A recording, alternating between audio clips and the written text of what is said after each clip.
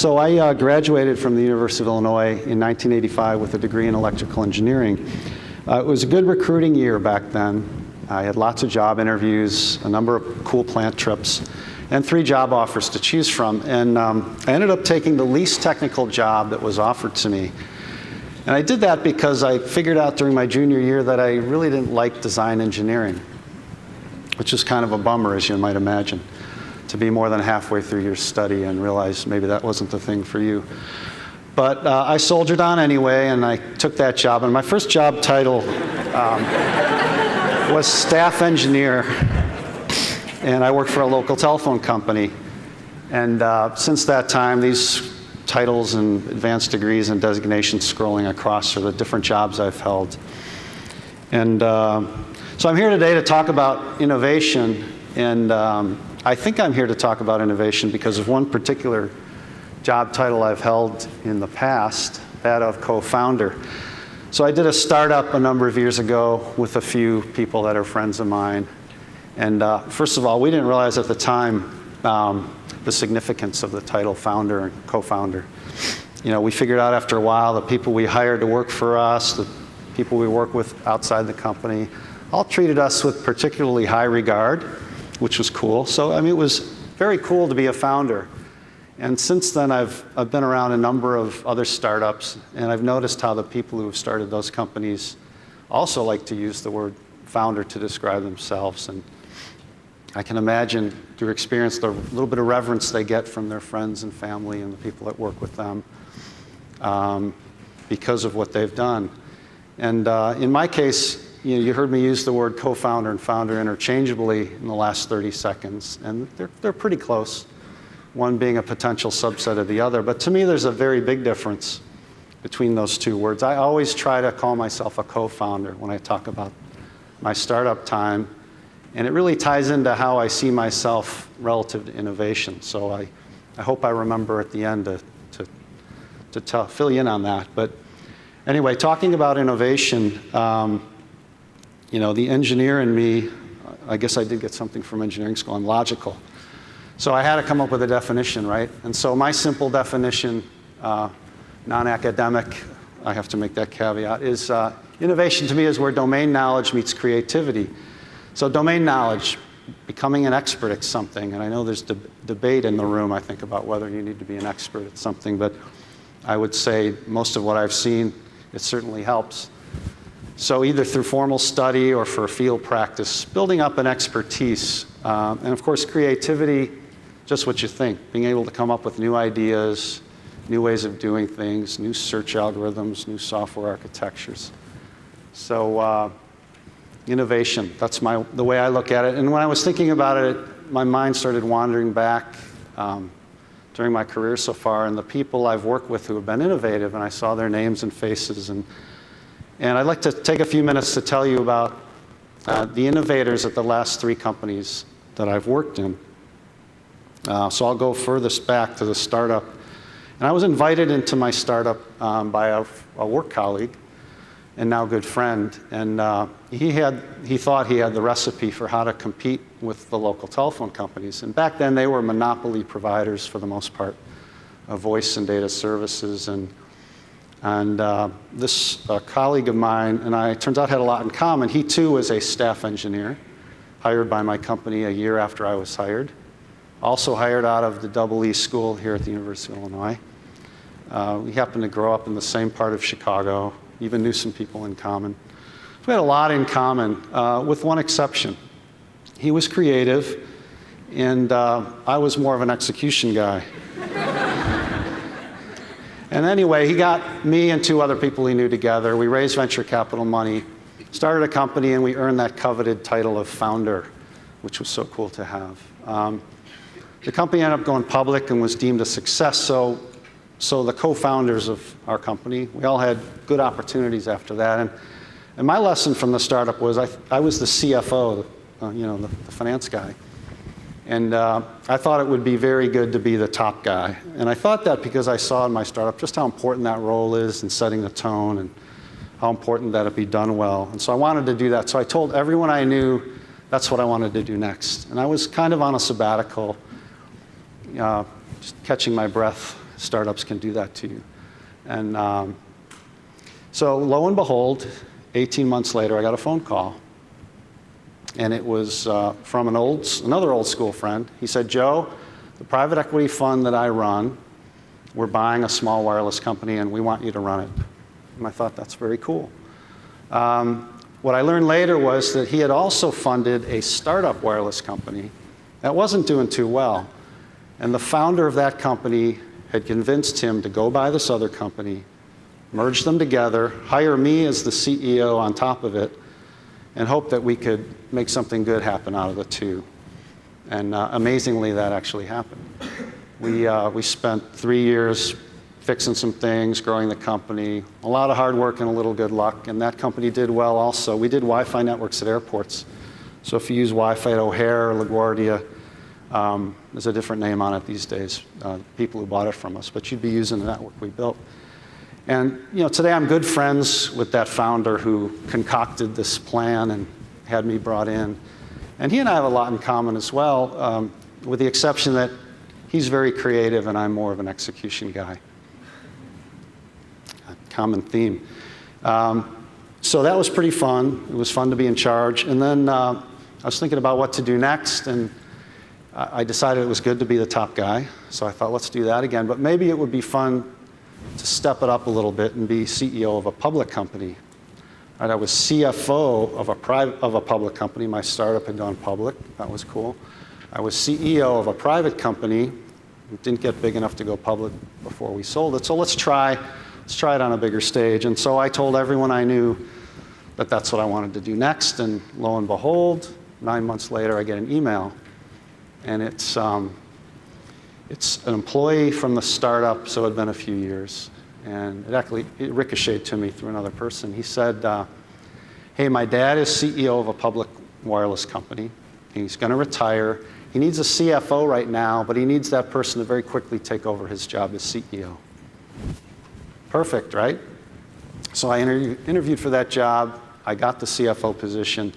And within a year, I was CEO of Cellular Corporation, which is a job I've held now for the last over 5 years.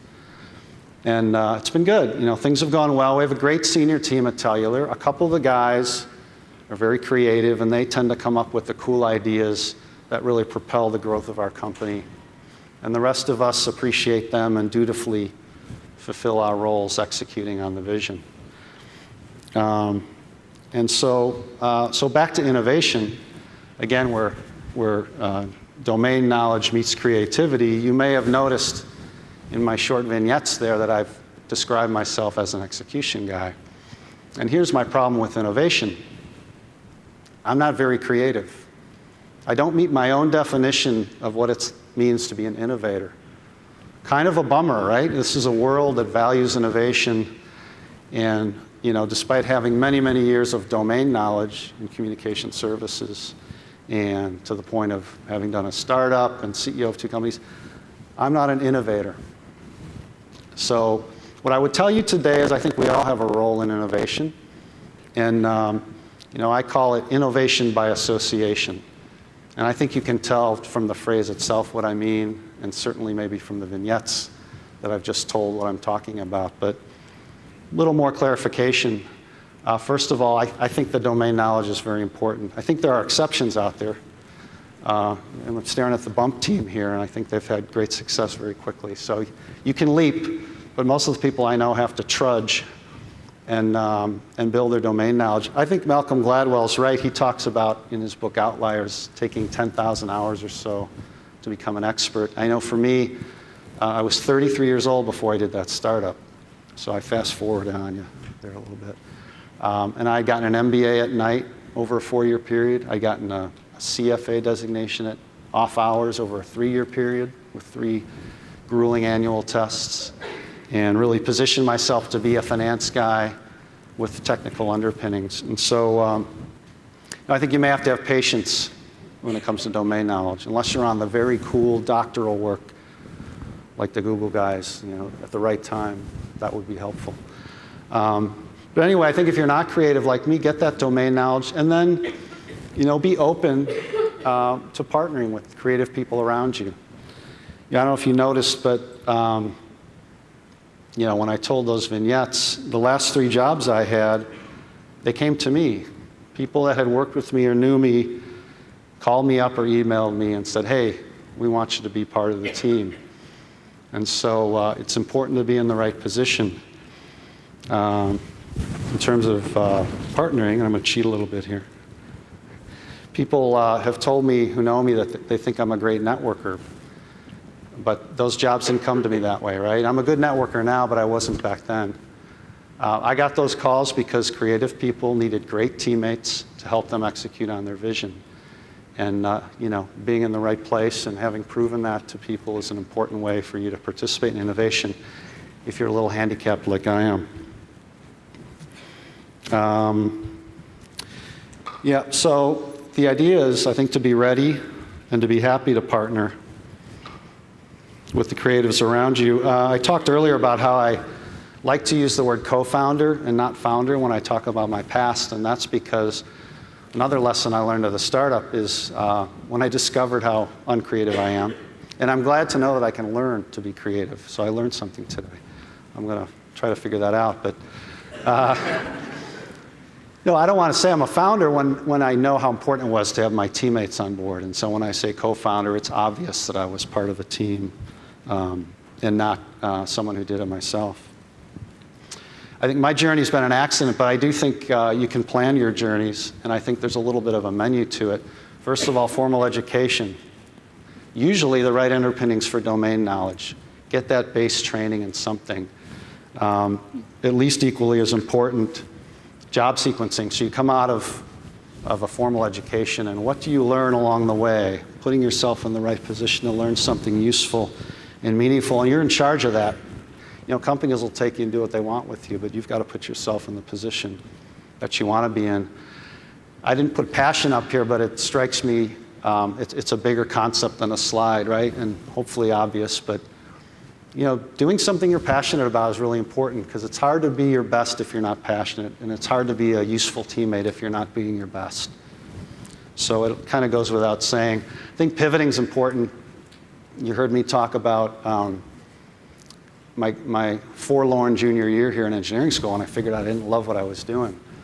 But I kind of trudged along, and I used that MBA and CFA at night to turn myself into kind of a finance guy. I called it turning to the dark side. But you got to do what you got to do. So being open to pivoting when things don't happen like you think they're going to. Maybe your company goes broke, you try to start up and it didn't quite work. Immersion and focus are important. I've been in communication services my entire career. I was what's called a securities analyst for 4 years. This is a Wall Street-ish job where you tell investors what stock or bond to buy or sell. I did that, but I was covering the telecom sector, so I went out of my line of business and covered it as an investor, and then came back in to do the startup. So complete immersion in my line of business. And focus, I would add geographic focus here. It's hard to pull off many times, but I've worked in the same city for all but 2 years of my career. And some people I know joke with me and they say, well, you know everyone in Chicago's tech scene. And I actually don't know everyone in Chicago's tech scene, but I do know a lot of people in Chicago's tech scene. And it isn't magic. It's just because I happen to have lived and worked in Chicago's tech scene for a pretty long time. So if you can do geographic focus, it's great. I've learned that you're always being interviewed. Every day you're being judged personally and professionally. And I can't help you with the personal judging. That's a whole different TED talk, probably run by the psych department. And that would be very interesting. But professionally, you are being judged by your colleagues. Do you do your work well? Are you easy to work with? Would you be someone who would be a great teammate? I think that all matters. Likewise, I would say every interaction is an advertising opportunity. I didn't know I was even doing it, but you heard in my vignettes that I told everyone I knew twice what job I wanted to do next, right? And after some number of months, that job happened to come to me. I think I'm a lucky guy, but I also think it has something to do with advertising what you want in life to the people around you. So I would offer those points. In closing, I would say that I feel like we're all going to get domain knowledge, right? It kind of just happens. You're here, this is a great place to start, but life makes you get domain knowledge. You're going to end up with rent or a mortgage, food, car payments, and so you will get a job. You will get up and you'll go to it to get your paycheck, and along the way you will learn domain knowledge in whatever your company wants you to learn. So we're all going to get that. I hope that you have creativity to put it together and be the innovator in your crowd. That would be a wonderful thing. I'm going to now work on that. Maybe I can be an innovator before it's all over. But if you're not, my message to you is I think we all have a role to play, and I think we can all practice innovation by association. Thanks for your attention.